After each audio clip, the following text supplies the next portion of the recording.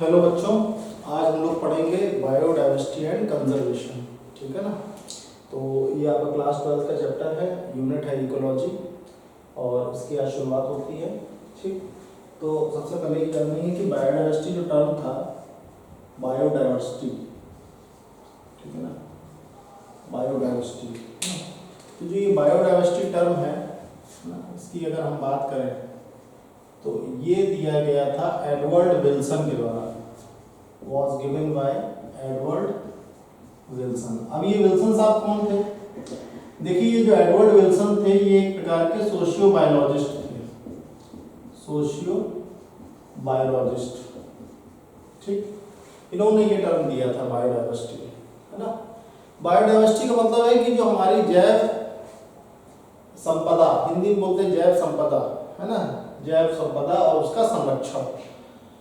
तो यहाँ पे बायोडाइवर्सिटी मतलब है कि जितने भी हमारे पेड़ पौधे हैं, जितने भी हमारे एनिमल्स हैं, जितने भी प्रकार के हमारे बैक्टीरिया हैं, ये सब हमारे बायो के अंदर आते हैं क्योंकि सब लिविंग हैं, और इनमें जो विविधता है उसको हम कहते हैं बायोडाइवर्सिटी।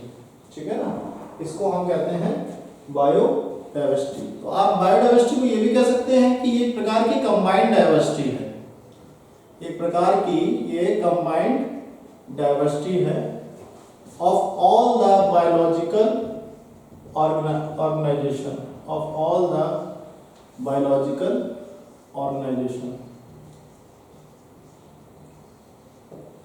ठीक, तो कंबाइंड डाइवर्सिटी है सभी प्रकार के बायोलॉजिकल ऑर्गेनाइजेशन की। अब इसमें सबसे इंपॉर्टेंट जो आती है, तीन प्रकार की बायोडाइवर्सिटी हम पढ़ेंगे, तीन प्रकार तरीके से पढ़ेंगे। एक तो हम पढ़ेंगे आपकी जेनेटिक डाइवर्सिटी, पहली है जेनेटिक डाइवर्सिटी। ठीक, दूसरी है आपकी स्पीशीज डाइवर्सिटी, स्पीशीज डाइवर्सिटी, और तीसरी है आपकी इकोलॉजिकल डाइवर्सिटी। तीन प्रकार की डाइवर्सिटी हम देखेंगे। इकोलॉजिकल डाइवर्सिटी, तीन प्रकार की डाइवर्सिटी है, जेनेटिक डाइवर्सिटी, स्पीशीज डाइवर्सिटी और इकोलॉजिकल डाइवर्सिटी। ठीक है ना।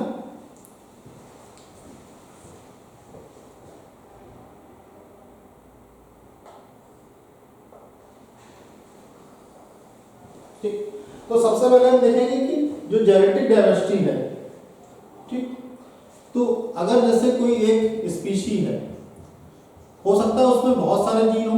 A species might show high level of genetic diversity, high level of genetic diversity, high level of genetic diversity show कर सकता है। ठीक है ना। जैसे इंडिया की अगर हम बात करें तो इंडिया में लगभग आप ये मान के चलिए 50,000 जेनेटिकली डिफरेंट स्ट्रेन हैं राइस के। 50,000 जेनेटिकली डिफरेंट स्ट्रेन हैं, different strains of rice, different strains of rice है, और लगभग 1,000 वैरायटीज हैं मैंगो की। यानी इतना जेनेटिक डिफरेंट है, यानी कहने का मतलब ये है कि यहाँ पे स्पीशीज वही है मगर हर स्पीशीज में कुछ ना कुछ जीन्स का बदलाव हो रहा है। तो जीन्स का बदलाव हो रहा है तो इसलिए यहाँ पे जेनेटिक डाइवर्सिटी शो हो रही है, यानी स्पीशीज नहीं बदल रही है, स्पीशी एक है, उसमें पाए जाने वाले जीन्स का जो पूल है वो बदल रहा है। तो जीन्स का जो पूल बदलेगा तो यहाँ पे जेनेटिक डाइवर्सिटी का केस बनेगा। ठीक है ना। तो अगर हम बात करें हिमालयन रेंज की, तो हिमालयन रेंजेस में बहुत ज्यादा जेनेटिक डाइवर्सिटी है,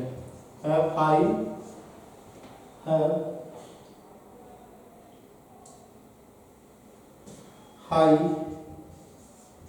जेनेटिक डाइवर्सिटी, जेनेटिक डाइवर्सिटी यहां पे बहुत ज्यादा है। ठीक, अब बात करते हैं स्पीशीज डाइवर्सिटी की। तो स्पीशीज डाइवर्सिटी की अगर हम बात करें, ठीक, तो हमारे यहाँ दो घाट्स हैं, एक है वेस्टर्न घाट्स, ठीक है ना, और एक है हमारा ईस्टर्न घाट्स। तो दोनों आपके ज्योग्राफिकल एरिया हैं, वेस्टर्न घाट्स और ईस्टर्न घाट्स। तो वेस्टर्न घाट्स और ईस्टर्न घाट्स में यहाँ पे वेस्टर्न घाट्स की अगर हम बात करें तो यहाँ पे हाई एम्फीबियंस हैं, हाई एम्फीबियंस, बहुत ज़्यादा एम्फीबियंस हैं, और यहाँ उतने एम्फीबियंस नहीं हैं, तो यहाँ पे आपके लो एम्फीबियंस हैं। तो डाइवर्सिटी कहाँ पे है? वेस्टर्न घाट्स में ज़्यादा डाइवर्सिटी है बजाय ईस्टर्न घाट्स के, ठीक है ना। तो वेस्टर्न घाट्स में आपकी एम्फीबियन की जो स्पीशीज डाइवर्सिटी है, अगर हम बात करें स्पीशीज डाइवर्सिटी की, तो वो आपकी वेस्टर्न घाट्स में बहुत अधिक है, स्पीशीज डाइवर्सिटी बहुत अधिक है, ठीक। फिर हमारा तीसरा जो टर्म आता है, टॉपिक आता है, जिसको हम बोलते हैं इकोलॉजिकल डाइवर्सिटी। क्या कहते हैं? Ecological diversity. तो इकोलॉजिकल डाइवर्सिटी से मतलब ये है कि इकोसिस्टम लेवल पे, ठीक, आप देखते हैं कि इकोसिस्टम लेवल पे आप देखते हैं हमारे यहाँ डेजर्ट भी होते हैं, हमारे यहाँ माउंटेन एरिया भी है, प्लेन्स भी हैं, प्लेटूज भी हैं। तो इकोलॉजिकल डाइवर्सिटी का मतलब यहाँ पे है कि in our country there are lot of deserts, there are lot of deserts, बहुत सारे डेजर्ट्स हैं, ठीक। रेन फॉरेस्ट,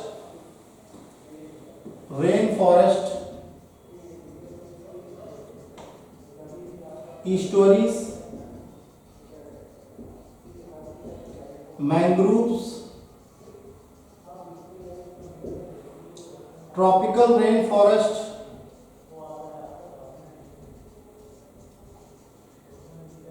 तो लॉट ऑफ डाइवर्सिटी एग्जिस्ट, बहुत सारी डाइवर्सिटी एग्जिस्ट होती है, लॉट ऑफ डाइवर्सिटी एग्जिस्ट, तो बहुत सारी डाइवर्सिटी यहाँ पे एग्जिस्ट करती है। तो इसको हम कहते हैं इकोलॉजिकल डाइवर्सिटी। क्या बोलते हैं?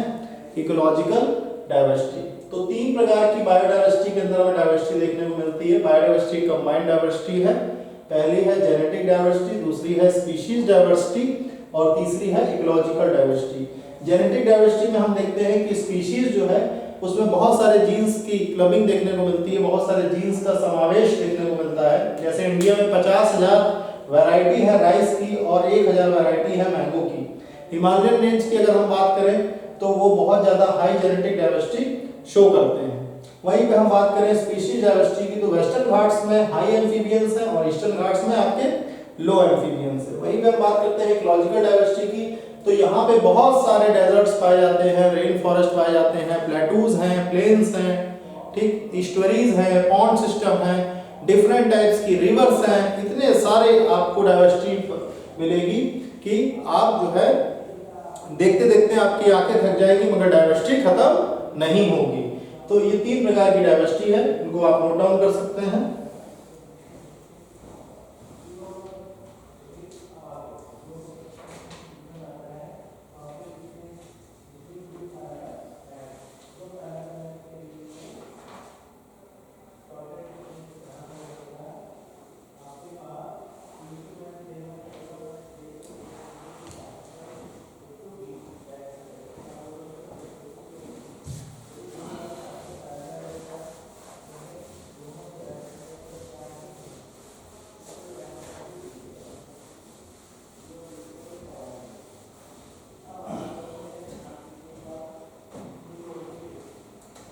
तो अब बात आती है कि अर्थ पे कितनी स्पीशीज हैं। क्वेश्चन आता है how many species are there on earth, how many species are there on earth, species कितनी है, कितनी अर्थ पे स्पीशीज है, और इन्हीं स्पीशीज में कितनी ऐसी स्पीशीज है जो कि इंडिया में मौजूद है, and how many species are in India, India में कितनी स्पीशीज है, ठीक है।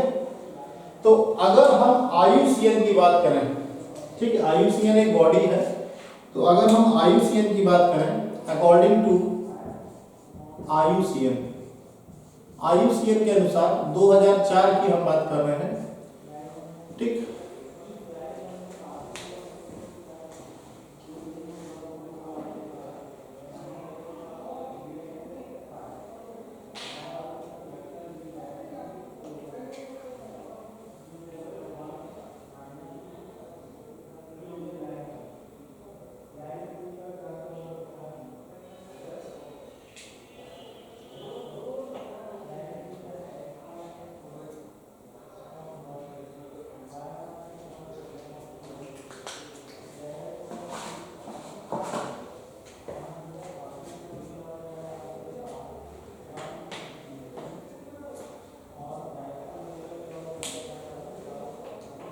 तो हम अगर बात करें IUCN की, ठीक, तो ये माना जाता है कि टोटल नंबर ऑफ प्लांट्स और एनिमल स्पीशीज की अगर बात करें कि टोटल नंबर ऑफ प्लांट्स और एनिमल्स स्पीशीज कितनी है, तो वो लगभग 1.5 मिलियन स्पीशीज हैं। 1.5 मिलियन स्पीशीज हैं, ठीक, IUCN के हिसाब से, ठीक है ना। तो ये बात हमको बताई रॉबर्ट मे नाम के साइंटिस्ट ने, जिसने मेयर्स कॉन्सेप्ट ऑफ स्पीशी दिया था, रॉबर्ट मे, ठीक। इन्होंने बताई, इन्होंने कहा कि वैसे देखा जाए तो 7 मिलियन है, मगर जो एस्टिमेटेड है वो लगभग 1.5 मिलियन स्पीशीज है, ठीक।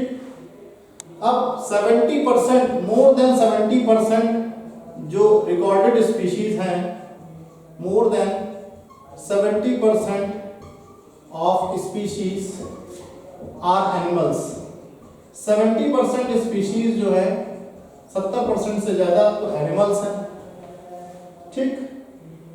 अगर प्लांट्स की बात करें, प्लांट्स की अगर हम बात करें, ठीक है ना, तो प्लांट्स की बात करें तो प्लांट्स में हमारा आता है एल्गे, फंजाई,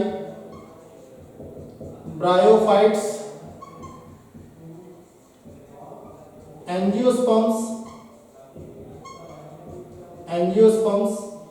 और जिम्नोस्पर्म्स। इनकी अगर हम बात करें तो लगभग ये 22% कंप्राइज करते हैं। कितना? 22%।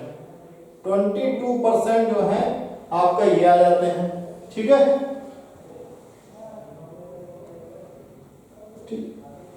अब हम अगर एनिमल की बात करें तो एनिमल्स में सबसे ज्यादा अगर कोई रिच टेक्सोनॉमिक ग्रुप है तो वो है हमारे इंसेक्ट्स। इंसेक्ट्स की अगर हम बात करें तो ये रिच टेक्सोनॉमिक ग्रुप है, सबसे ज्यादा इंसेक्ट्स पाए जाते हैं, इंसेक्ट्स में डाइवर्सिटी पाई जाती है, ठीक है ना। तो आप ये भी कह सकते हैं कि अगर 10 एनिमल पाए जा रहे हैं तो 10 एनिमल में 7 तो आपके इंसेक्ट होंगे। इतनी अच्छी डाइवर्सिटी है एनिमल में इंसेक्ट्स ग्रुप की। इंसेक्ट्स सबसे ज्यादा पाए जाते हैं, सबसे ज्यादा हमारी धरती पे इंसेक्ट्स हैं। तो 10 एनिमल में 7 इंसेक्ट पाए जाते हैं। कितने इंसेक्ट पाए जाते हैं? 7 इंसेक्ट पाए जाते हैं, ठीक। अब अगर हम बात करें नंबर ऑफ फंजाई स्पीशीज की, नंबर ऑफ फंजाई स्पीशीज की बात करें, ठीक, तो नंबर ऑफ फंजाई स्पीशीज की बात करें तो वो है आपका मोर देन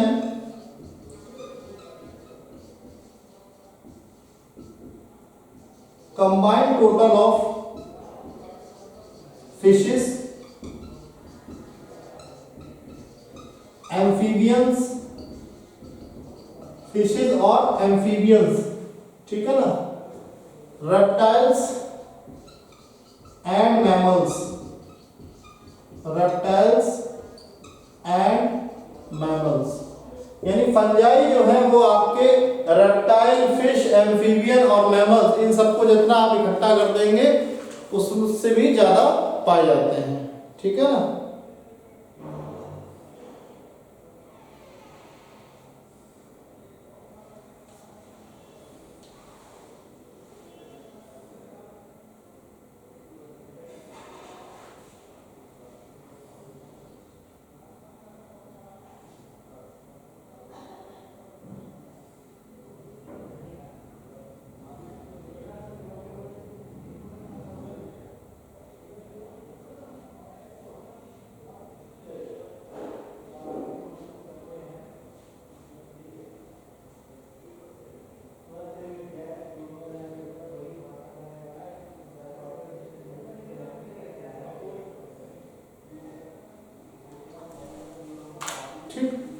तो ये बात हो गई हमारे एक आंकड़ों की बात हो गई, ठीक है ना, ये तो आंकड़ों की बात हो गई। अब इंडिया की अगर हम बात करें कि इंडिया के आंकड़े क्या है, तो इंडिया जो है पूरे वर्ल्ड का, इंडिया के अगर हम लैंड एरिया की बात करें तो लैंड एरिया में पूरे वर्ल्ड का 2.4% of total world land area में आपका आता है, ठीक है ना, 2.4% of total world land area. ठीक, अगर हम आपसे ये कहें कि जितनी भी पूरे वर्ल्ड में स्पीशीज है, उस पूरे वर्ल्ड की स्पीशीज में इंडिया का परसेंटेज क्या है, तो अगर India fraction of species of total world species, total world की स्पीशीज में क्या फ्रैक्शन है, टोटल वर्ल्ड स्पीशीज, तो वो है आपका 8.1%, 8.1% है। ठीक,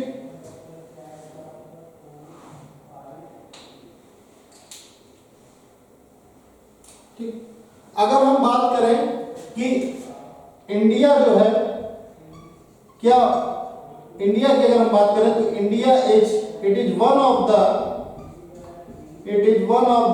12 mega diversity centre, 12 mega diversity centre में आता है, किसमें आता है, 12 मेगा डाइवर्सिटी सेंटर्स में आता है across the globe, across the globe, पूरे विश्व के 12 मेगा डाइवर्सिटी सेंटर में इंडिया का नाम भी आता है, जिसमें प्लांट्स 2 गुने हैं एनिमल से, ठीक है ना। अगर प्लांट्स की हम बात करें तो प्लांट की स्पीशीज एनिमल्स से 2 गुना है, ठीक है ना।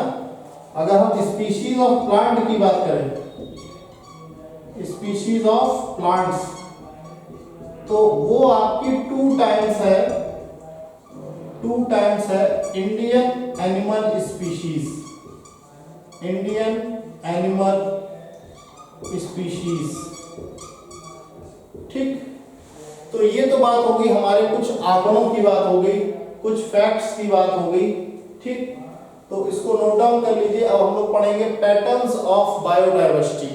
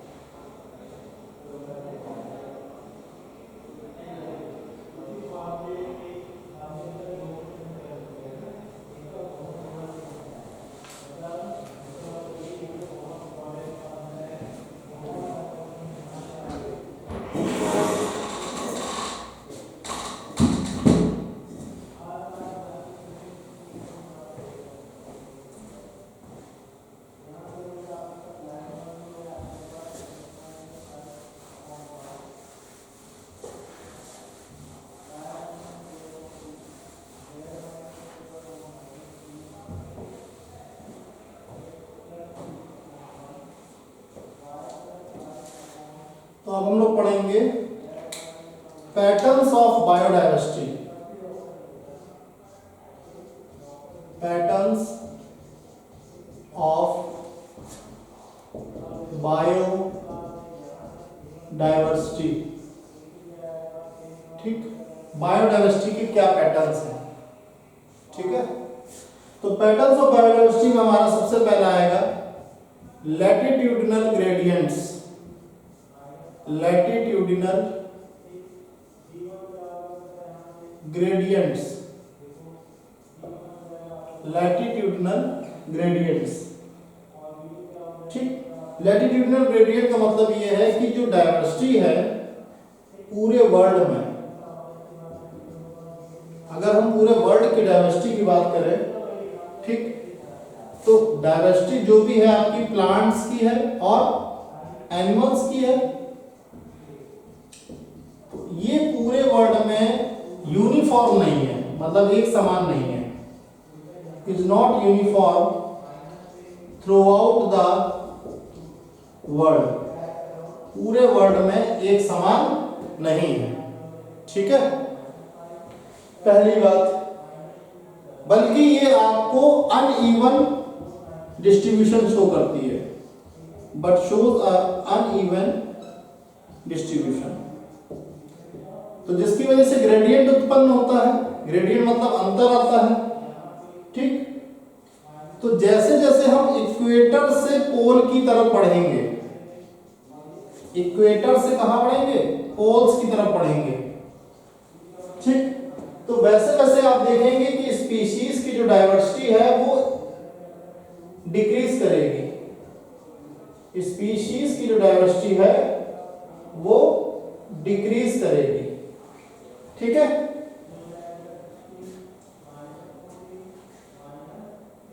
तो सबसे ज्यादा अगर आप देखेंगे तो एक फॉरेस्ट है जिसका नाम है tropical Amazonian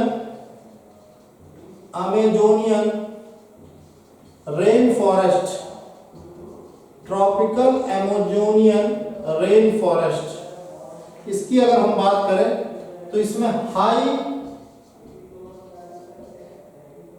rich diversity of species है, सबसे ज्यादा डायवर्सिटी है। ठीक, highly rich diversity of species. ठीक, यहां पे ये कहा जाता है कि लगभग 40,000 स्पीशीज जो है प्लांट के हैं,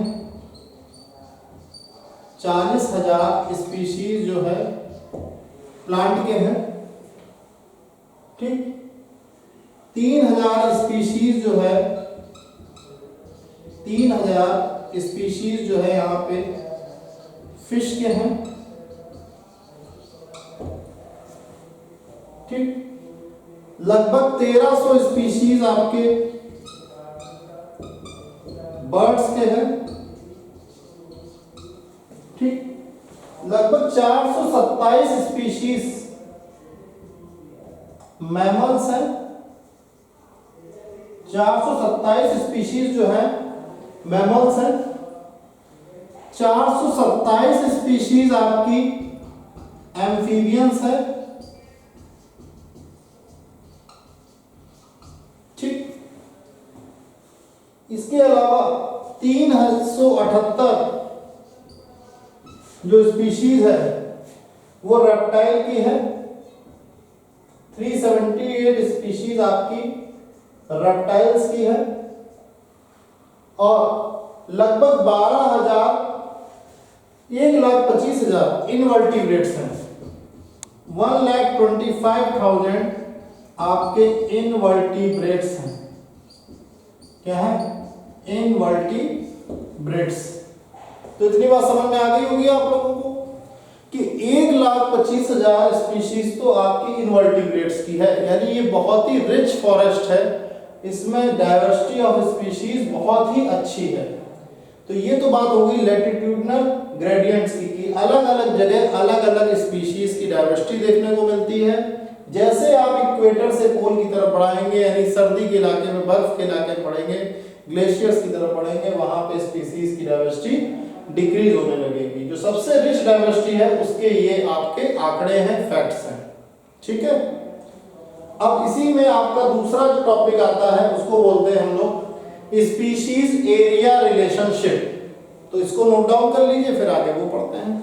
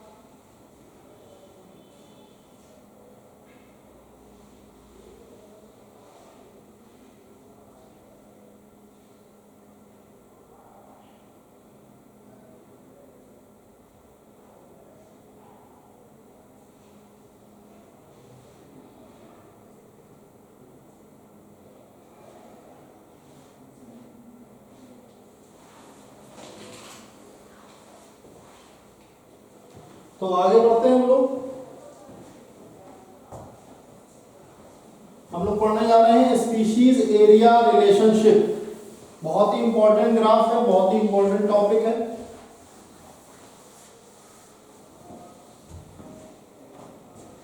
अलेक्जेंडर वॉन हम्बर्ट ने दिया था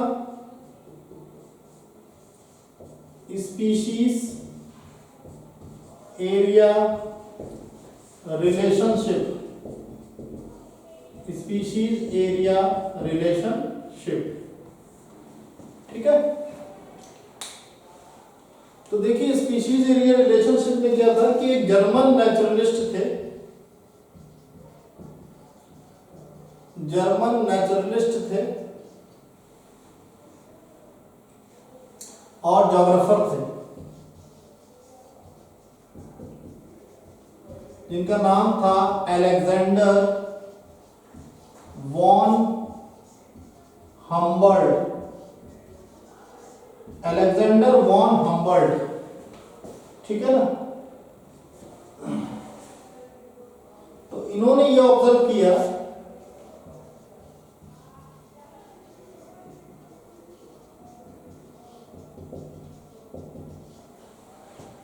इन्होंने एक बात ऑब्जर्व करी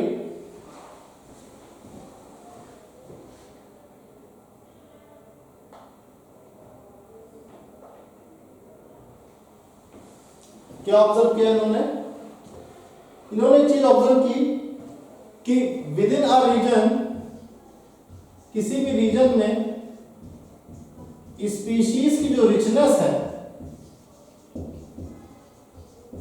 स्पीशीज की जो रिचनेस है वो तभी इंक्रीज होगी जब वो और एरिया एक्सप्लोर करेगा, विद एक्सप्लोर्ड एरिया।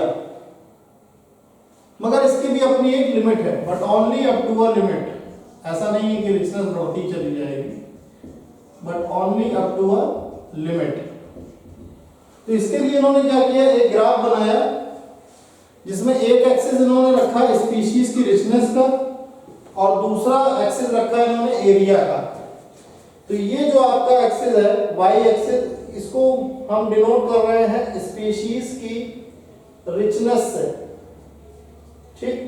और ये जो आपका एरिया है, ठीक है ना। तो आप अगर इसमें देखेंगे तो ये कुल इस प्रकार से जो है आपका लॉग जेड स्केल बन जाएगा ये, ठीक है ना। लॉग स्केल बोलेंगे इसको, not Z scale, log scale बोलेंगे, लॉग स्केल बोलेंगे। तो ये एक्चुअली में log s equal to log c plus Z log a है, ठीक। मैथमेटिकल एक्सप्रेशन है, ठीक। और इसको आप कह सकते हैं कि s is equal to C A square. s equal to क्या बोलते हैं, सी ए स्क्वायर कहते हैं, ठीक। तो मैथमेटिकल एक्सप्रेशन पे अगर हम वर्क करें तो log s is equal to log c plus Z log a हो जाएगा, ठीक। यहां पे जो बेटा s है ये स्पीशीज की रिचनेस है, s अगर हम बात करें तो ये स्पीशीज की रिचनेस है। a की अगर हम बात करें तो a है आपका एरिया, ठीक। z की अगर हम बात करें तो z है आपका slope of the line, z आपका स्लोप ऑफ द लाइन है। और c की बात करें तो c है आपका y इंटरसेप्ट, ठीक। तो z को हम लोग रिग्रेशन कोफिशिएंट के नाम से भी जानते हैं, ये आपका रिग्रेशन कोफिशिएंट के नाम से भी जानते हैं z को हम, ठीक। तो एक रीजन है जिसका नाम है ब्रिटेन, वो वाला ब्रिटेन नहीं है, ये कैलिफोर्निया में है एक जगह। यहां के लिए इकोलॉजिस्ट ने इस एरिया को चूज किया था। यहां पे जो जेड की वैल्यू थी वो 0.1 से 0.2 के बीच लाई कर रही थी, ठीक है ना। तो ये बात है हमारे स्पीशीज एरिया रिलेशनशिप के बारे में, इसी को हम पैटर्न ऑफ डाइवर्सिटी कहते हैं।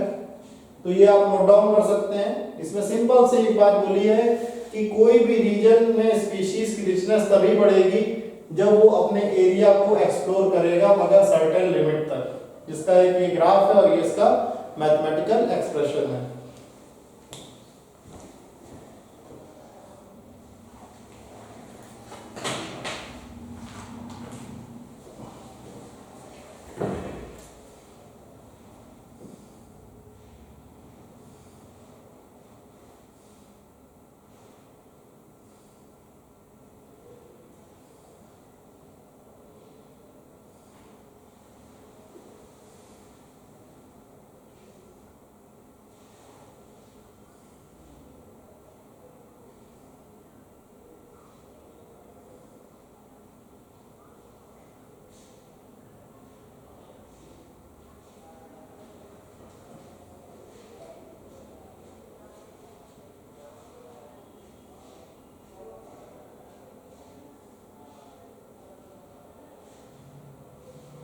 हाँ जी,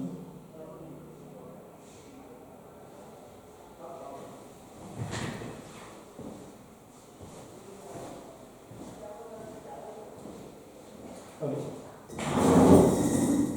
हेलो,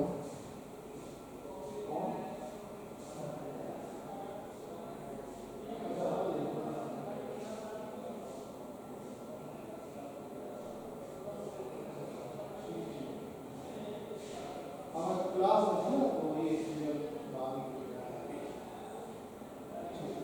नहीं रजिस्टर नहीं किया, अभी फिर हम करेंगे आपको, है ना, क्लास में ना।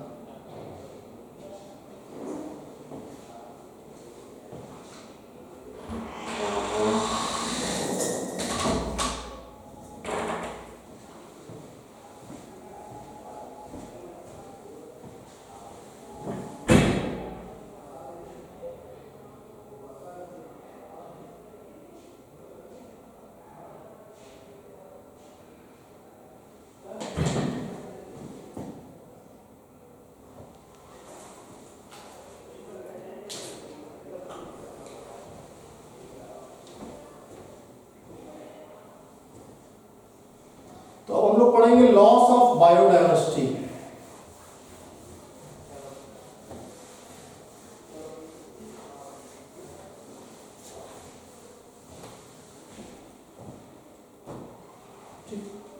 टॉपिक है लॉस ऑफ बायोडाइवर्सिटी।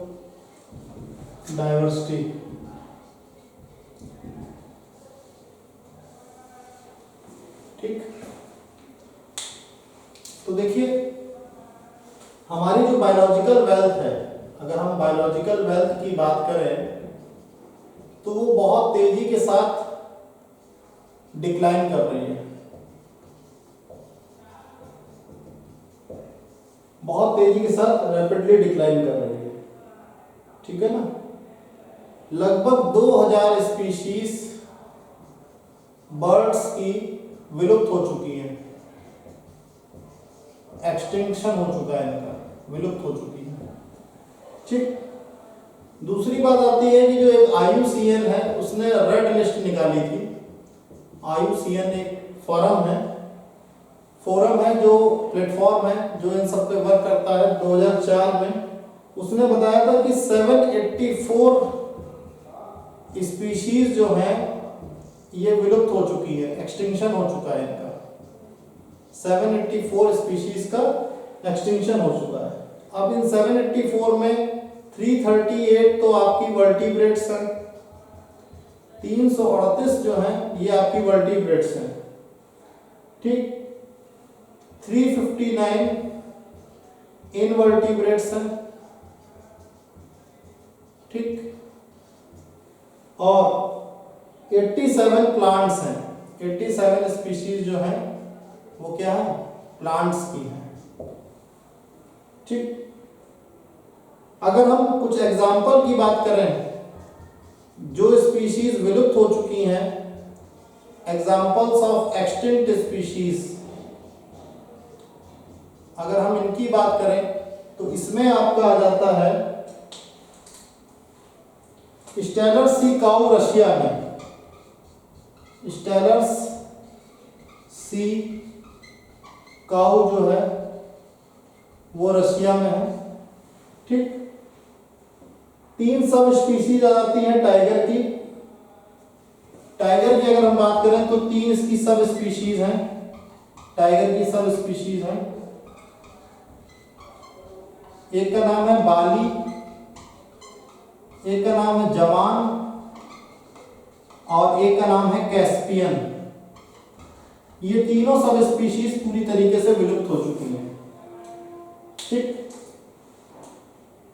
उसी हिसाब से एक डोडो ऑर्गेनिज्म है, जीव है मॉरिशस में, ये भी पूरी तरीके से विलुप्त हो चुका है। ठीक, क्वागा है अफ्रीका का, क्वागा जो है अफ्रीका का है। ठीक, थाइलासीन है आपका ऑस्ट्रेलिया का, यह भी पूरी तरीके से विलुप्त हो चुका है। तो ये सभी आपकी विलुप्त की कगार में है, विलुप्त हो चुके हैं। ठीक, तो लगभग 12% अगर आप देखें, 12% जो है 12% बर्ड्स में। ठीक, 23% आपका मैमल्स और 32% आपका एम्फीबियंस। ये सारी स्पीशीज जो है आपकी अभी डेंजर में है, इनका विलुप्त होना संभव है, तयशुदा है, विलुप्त हो सकती हैं। ठीक है ना। तो इसी के साथ आज का चैप्टर हम लोग क्लोज करते हैं। कल हम लोग कॉजेस पढ़ेंगे कि बायोडाइवर्सिटी के लॉस के क्या कॉजेस हैं, red data book, critically endangered species और भी बहुत सारे फैक्ट्स पढ़ेंगे। Thank you class.